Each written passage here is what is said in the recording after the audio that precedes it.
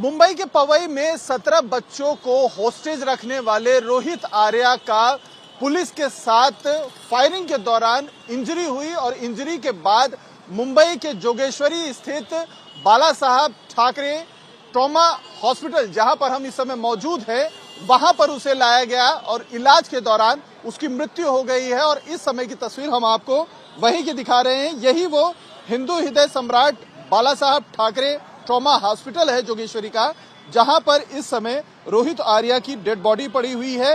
हालांकि पुलिस का ये कहना है पोस्टमार्टम रात के समय नहीं होता है, एक्सपर्ट्स के अंडर वीडियोग्राफी कराते हुए पोस्टमार्टम रोहित आर्या का कल के दिन यानी शुक्रवार के दिन जेजे हॉस्पिटल में किया जाएगा, ऐसी जानकारी मिल रही है। लेकिन इस मामले में एक नया मोड़ इसलिए भी आ गया है कि दीपक केसरकर जो महाराष्ट्र के मंत्री हैं, शिक्षा मंत्री हैं, उनकी तरफ से एक स्टेटमेंट आया है कि रोहित आर्या की तरफ से एक कॉन्सेप्ट लाया गया था, खास तौर पर महाराष्ट्र के स्कूल को स्वच्छ करने के लिए। उसी कॉन्सेप्ट के दौरान कुछ स्कूल वालों के साथ उसकी पैसे को लेकर एक लेन देन हुई थी और उस मामले की जानकारी विभाग को हुई थी, एजुकेशन डिपार्टमेंट को हुई थी, जिसके बाद ये मामला मंत्री के पास गया था। और उसी सब के दौरान ये सारी जो विवाद चल रहे थे, 2023 का ये जो पूरा मामला था, तब से रोहित आर्या का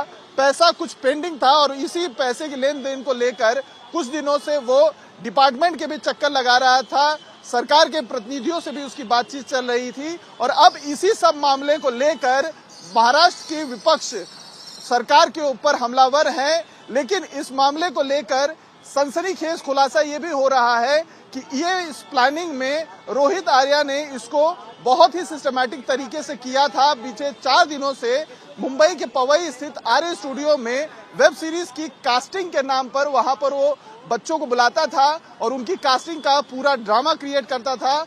और गुरुवार की दोपहर के करीब उसने 17 बच्चों को होस्टेज किया, जिसके बाद आनन फानन में क्यूआरटी टीम को बुलाया गया।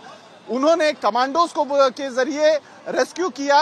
जिस स्टूडियो में उसने बंधक बना के रखा था, उसके बाथरूम के जरिए फोर्सफुल एंट्री की गई और उस दौरान जो एयर गन आरोपी के पास था, उसने फायरिंग की और जिसके बाद एक शॉट कमांडो की जो टीम थी अंदर एंट्री की थी उसने ली, जिसमें उसे इंजरी हुई। और रोहित को जब इलाज के लिए इसी ट्रॉमा हॉस्पिटल लाया गया तो इलाज के दौरान उसकी मौत हो गई है। और अब शुक्रवार के तड़के बताया जा रहा है कि उसका पोस्टमार्टम होगा और आगे इस मामले में रोहित आर्या की क्या किसी और ने भी मदद की है, इसकी जांच की जाएगी। तो मामला अभी भी विचाराधीन है और कई सारे एंगल से मुंबई पुलिस इस मामले की जांच कर रही है। वीडियो जर्नलिस्ट विनायक के साथ अतुल सिंह, टाइम्स नाउ भारत, मुंबई।